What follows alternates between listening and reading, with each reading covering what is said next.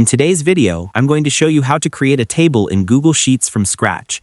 Whether you're building a new spreadsheet for tracking sales, managing projects, or organizing any kind of data, this simple step-by-step guide will walk you through everything you need to know. First, open your Google Sheets and go to the spreadsheet where you want to create your table. Once you're there, click on a new tab or start in a blank sheet.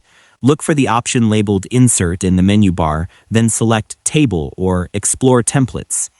You'll see several featured tables such as event planning, project management, or custom relations. For this tutorial, we'll create a blank table so you can start fresh. Make sure to follow along carefully so you don't miss any details. Next, double-click on each column header to rename them. For example, we can name the first column Name and the second column Sales. You can also rename the table itself by double-clicking on the table title and typing something like Sales Data.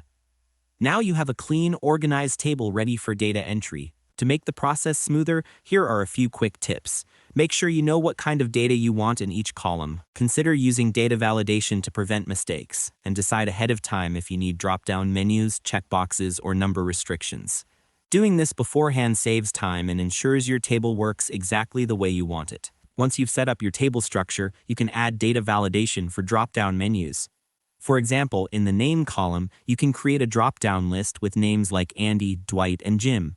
For the Sales column, you can enforce number validation so only numeric entries are allowed.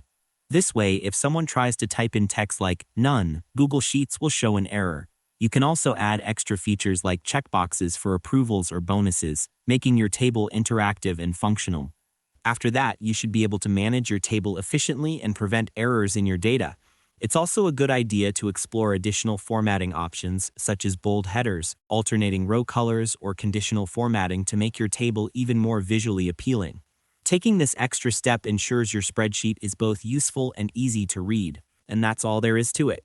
By following these simple steps, you'll be able to create a fully functional table in Google Sheets easily and efficiently. Thanks for watching, and I hope you found this tutorial helpful. If this helped you out, feel free to share it with others who might want to build better tables. Why not make someone's day easier?